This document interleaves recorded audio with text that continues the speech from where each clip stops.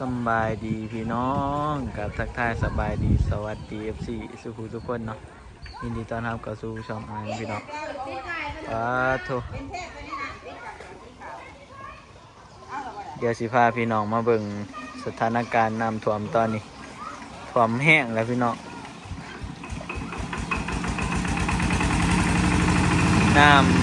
ำไหลเข่าไปเลยเนาะแถวเพื่อนแถวซ่านอันนี้เป็นวัดเนาะพี่น้องมันจะสูงกว่าหมู่เนาะเพิ่นก็พากันเอารถเอาล่างขึ้นไปหัวแจกพี่น้องอยู่วัดบานเฮานี่แหละ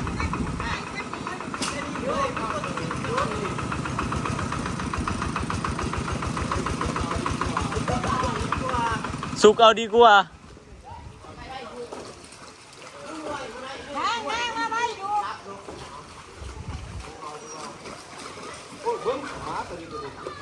ดูพี่มาพี่มา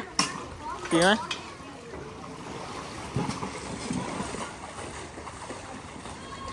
พี่น้อง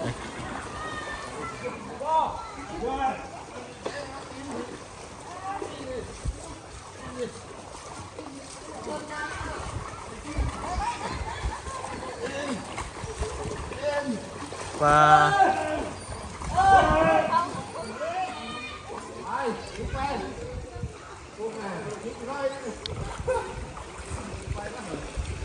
โอ้พี่น้องเอ้ยฝนกระตกพวกเบิ่งติน้ำล่วงเบิดแล้วพี่น้องปูน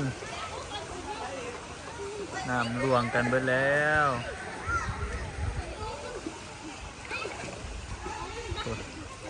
ครับคืนบ่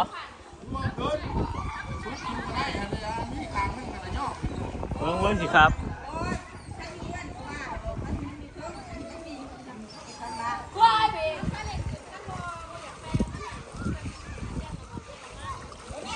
ไปเอาถ่ายให้อ่านเลยนัดทุกคืนก็ได้มันหลายคนอยู่เบิ่งอ่านสิครับเองมันนั่งคิดใจ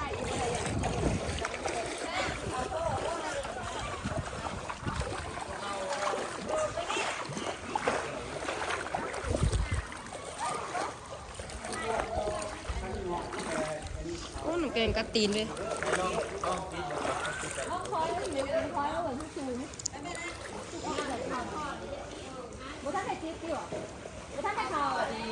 ยังตี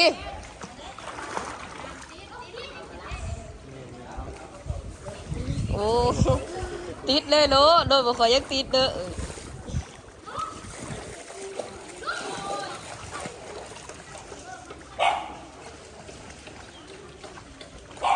ติดเลยโล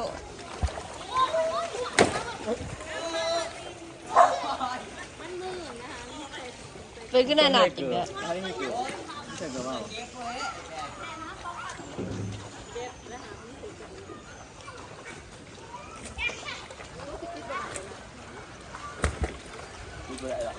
น้ำเขาหัวที่อันงั้นที่คือคอยอย่างเงี้ยจะเสียเขาอ่ะ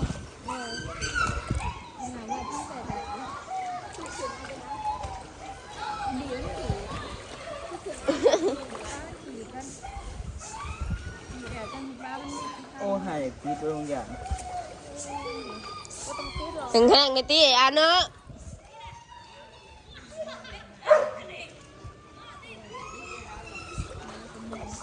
โอ้คิวตีน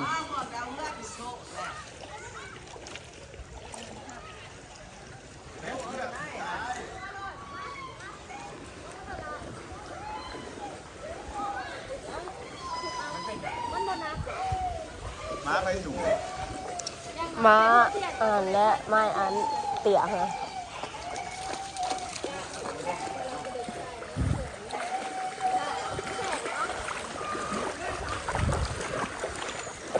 ลงไปหน้าได้พี่น้อง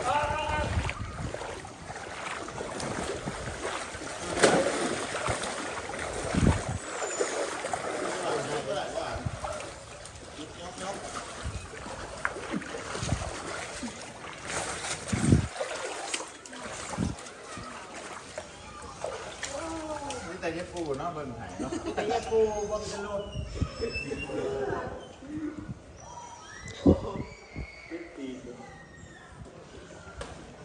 ไป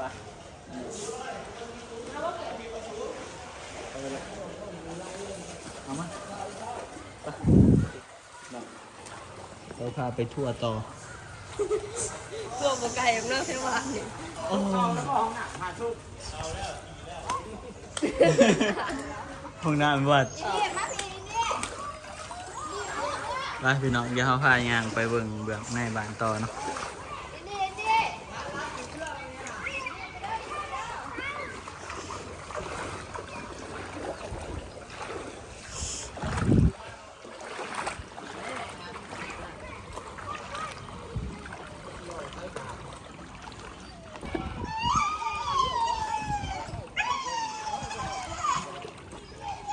อย่าตกอยู่หุ่มเลยโอ้ยนี่ถ้าเอาไปดอกนะ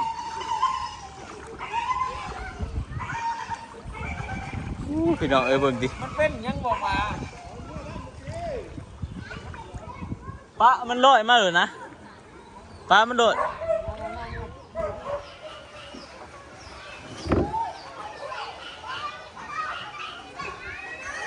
พายเพิ่ง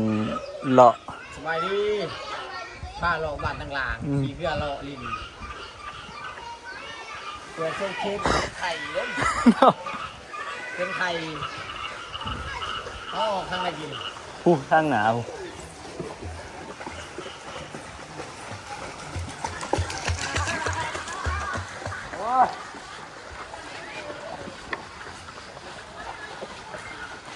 โอ้มีเหือมาอีกเด้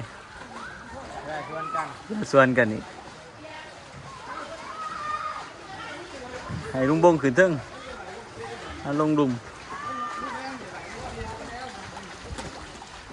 อยู่เลยแหละเนาะน้ำซ้ำนี่เนาะบกแล้วนี่ เพื่อเราขับก่อนเพื่อเก่าดิ เพื่อเจาะหูได้ เราเรื่องครับเอาไว้ตรงนี้อันนี้จักกี่ไซส์มันจักคนเห็น อิหยัง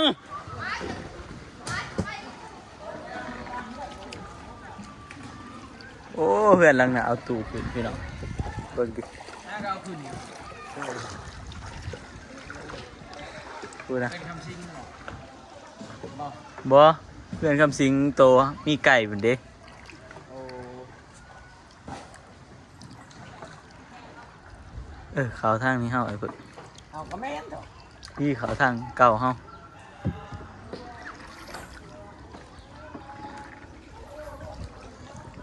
เบื้องนี่ก็ท่วมบ่ร้ายไปได้เนาะพี่น้องมันสูงเบื้อง มีบ่ออกนี่บ่ เออ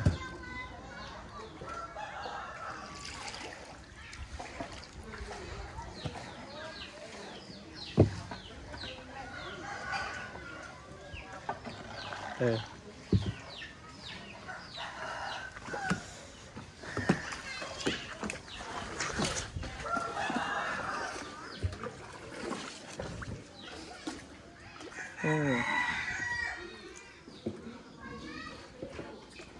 ถ้าอยู่นำแกงให้ม่วนได้ไอ้เพิ่น จ้ะ นี่ดิมันกว้างดี ฝนตกละ กว้างเบิ่งไอ้เพิ่นโอ้บิดเลย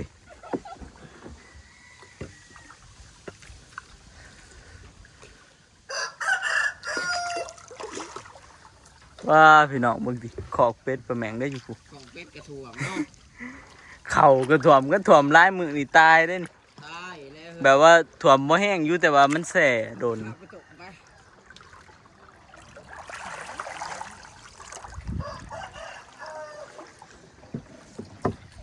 อันนี้ทางเขาเพื่อนเนาะได้อพี่น้อง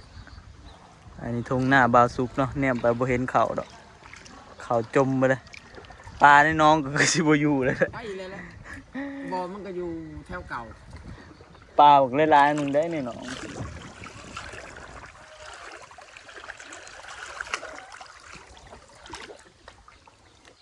ไปพายเพื่อนเลาะมาให้น้องกิน มีแต่มันชิ้นอันกระทืนเนาะ ยังวะ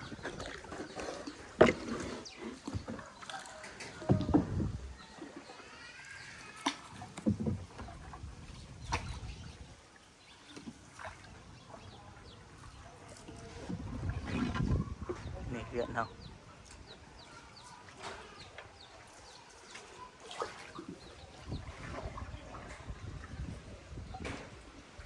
เนี่ยถ่วมเลยขี้ตัวน่ะ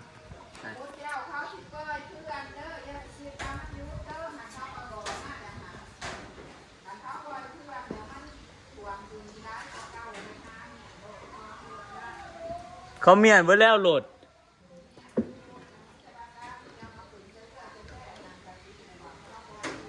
บ้า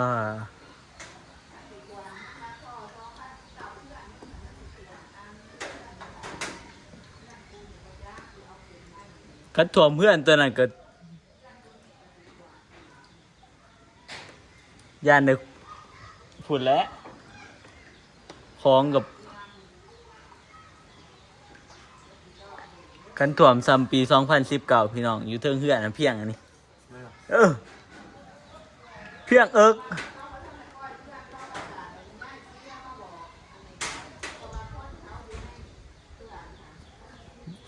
บางทีเขาปล่อยมันก็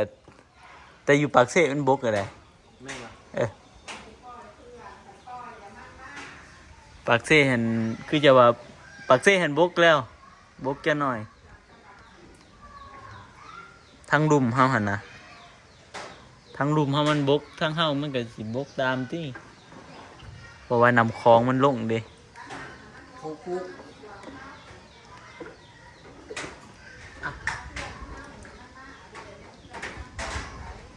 เพื่อนแค่ไหน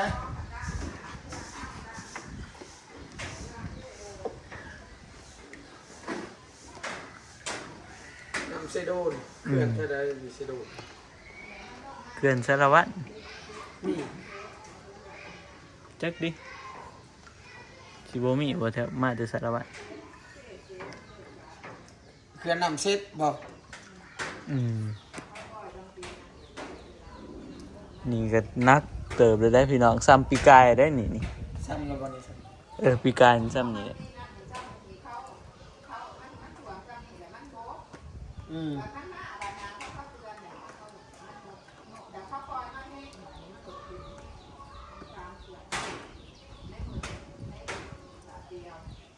เขื่อนเขาก็ปล่อยอย่างเดียวแล้วคันเขาหับบ่ไหว ทำบปล่อยกับเพื่อนแต่ เขาบ่ปล่อยก็เขื่อนแต่ประชาชนคือเฮานี่ก็เตรียมรับมืออย่างเดียวแล้วพี่น้องเขื่อนเขาปล่อยอยู่แล้ว ตัดไว้นั่นไปแต่มันกัน การผลิตอันเด้ผลิตไฟฟ้า ผลิตไฟฟ้าก็บ่เห็นว่าไฟฟ้าอันนั้นคือดิ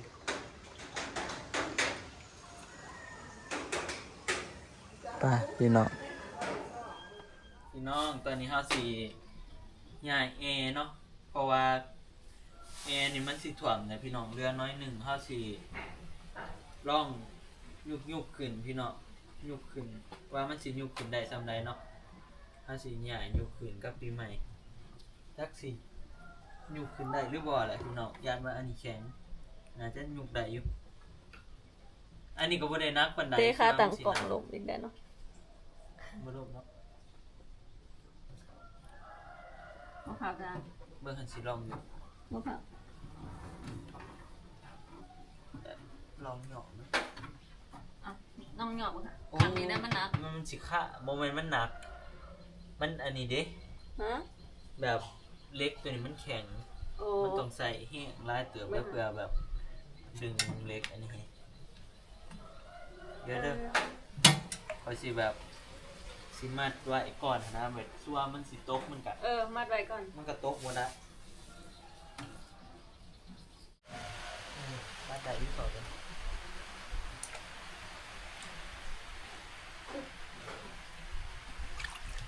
เดียวกันเลยโอ้หูแล้ว มันติดคอดีบ่ หูแล้ว เป็นหยัง เขาคอยย่อขึ้นแล้วก็มัดย่อขึ้นแล้วก็มัด ย่อขึ้นแต่ก็มันน้ำแต่ว่ามันติดท่อเนี่ยมันดึงบ่ขึ้น บะทอนบ่ได้อันนั้นได้ เขาหลอกไว้อยู่วันหนึงเขาหลอกไว้ บ่ โอ้เขาล็อกไว้ต้องสิแงะออกโอเค ย่อบ้างอ่ะย่อเกลือระเบือย่อเบิกหนึ่งก่อนย่ออะไรบ่ ได้ ย่อเด้อแป๊บนึงสี่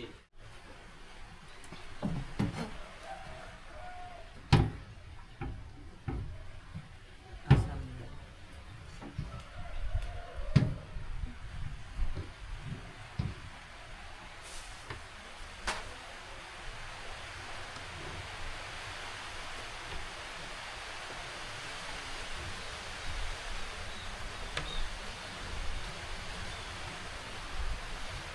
งอเด้องอไหวด้วย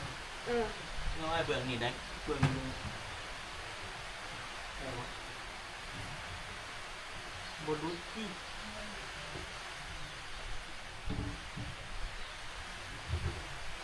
สิหาแนวมาห้องนะมันต้อง ตายมันคือว่าย่อขึ้นเดี๋ยวก็ห้องหันลูก นั่นแหละ ห้องอยู่พื้น สิห้องอยู่พื้นน้ำแต่ก็สิมัดน้ำแต่ว่าแนมหาโต๊ะก่อน มันต้องห้องให้มันนิ่งก่อนจังหมัด อืมอุ้ย ประตูบ่ขึ้นเนาะ ก็คือ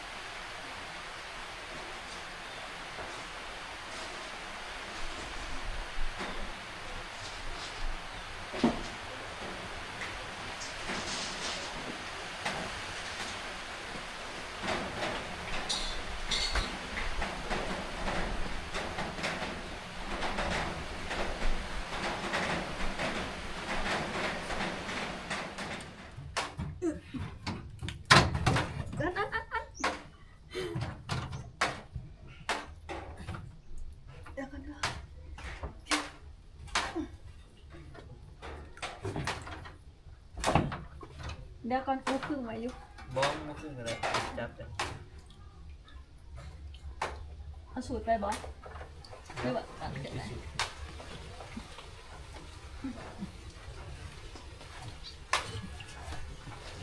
คงปั๊บปั๊มลงแบบหันมันขึ้นบ่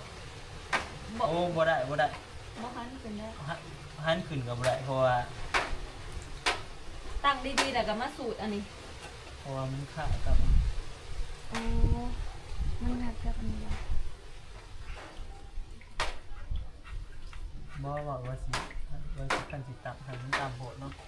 ตั้งนี้แล้วมันสมควรตั้งจังซี่เลยนะ ตั้งเป็นสันแต่ว่าเขา มีแต่คันมันอันนั้น เขาพาขยับอันนี้ให้มันเที่ยงๆแต่ก็มา กันสมมุติว่ามันสิถ่วงอลีก็ตัดซะตัดนี้ ตัดแต่เขาโตบ่เป็นเด้ ต่อเป็นให้เข้ามาต่อเกตได้ซึ่งมันต่อนี้เห็นสิอยากกลัวต่อซ้ายอันนี้ซื่อๆแล้วเดี๋ยวยังสัวคันเขาตัดนี่มาสิต่อเขาก็สิหั่นออกตัวนั้นเขาก็สิชุบตัวนี้เข้าไปไหมนี่บอก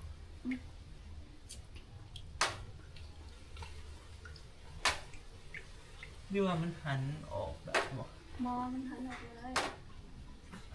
บอแบบชัวเขาบอยากตัดแล้วเขาหัน แต่ว่าอันนี้มันน่าจะโคตรได้อยู่เนาะเห็นว่าเขาจะโคตรเนาะ เปิดโคตรได้มันแข็ง ซ้ำนี้ก็โอเคแหละมีแต่ตั้งให้มันดีๆแล้วก็ตั้งอันนี้ดีๆแล้วก็มัดน้ำ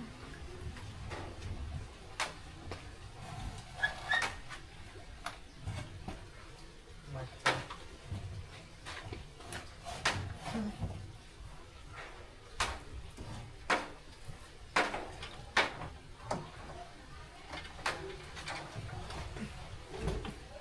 จับแล้ว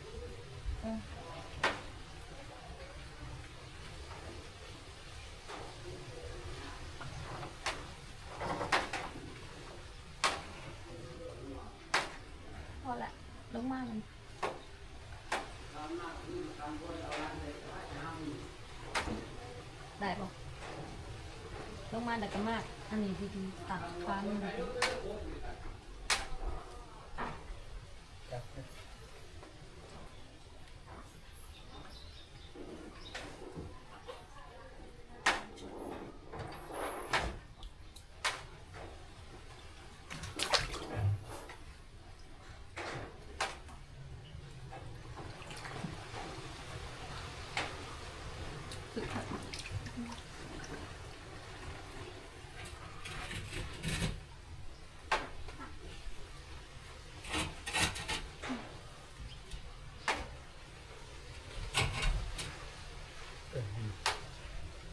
เนี่ยนี่ปะ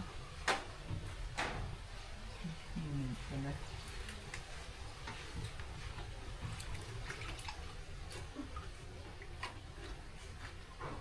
ที่สอนตัวนั้นนับมันติ๊กพี่น้องมันเรื่องนั้นก็สิถ่วม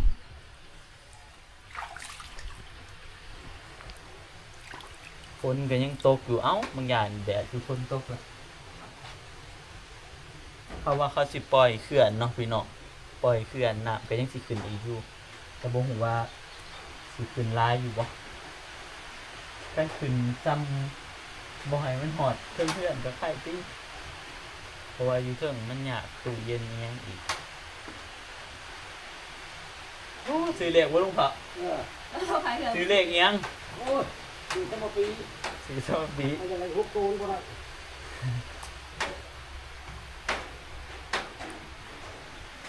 ไปพี่น้อง ไปมัดอยู่หลังขึ้นไป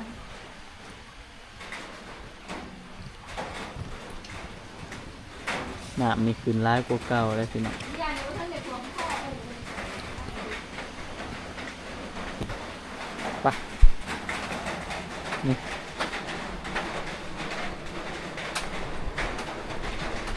ยะพี่น้องเอ้ยน้ำท่วมจะเป็นยะจะเป็นสอจักสิเอาหยังต่อเอาหยัง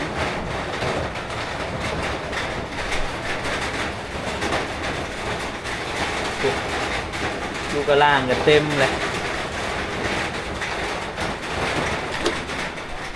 ไปพี่น้องตอนนี้ก็เมียนแอนแล้วเนาะน้ำก็กำลังขึ้นมาเรื่อยๆพี่น้องเบิ่งกัน มันจะห้าบัวเท่ ปลาจุน้ำก็ยังร้ายคือเก่าพี่น้องบ่ทันมีท่าทีว่าสิบกเนาะที่จะขึ้นมาตลอดเรื่อยๆเรื่อยๆพี่น้องไปสำหรับคลิปนี้ก็สิได้เบิดเพียงส่ำนี้แหละพี่น้องเดี๋ยวเอาไว้พอกันใหม่คลิปหน้าเด้อนอนก็สิได้ขอตัวลาไปก่อนพี่น้องขอกล่าวคำว่าสบายดีเนาะบาย